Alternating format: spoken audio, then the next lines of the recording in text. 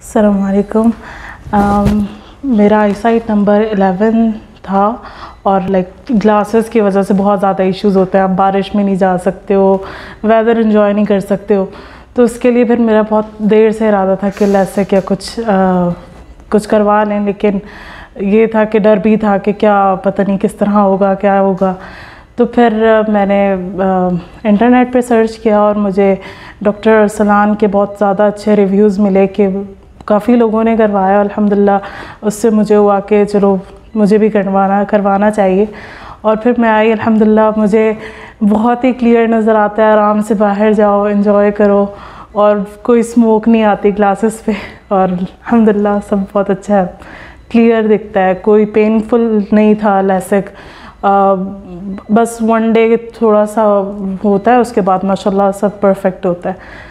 बस thanks to doctor Arsalan. और अगर आप भी अपना ग्लासेस रिमूव करवाना चाहते हैं तो आप डॉक्टर अरसलान के पास आ सकते हैं। यहाँ के बहुत फ्रेंडली मेंबर्स हैं, आपको बहुत अच्छा गाइड करेंगे। और बाकी ये कि आपके ग्लासेस रिमूव हो सकते हैं।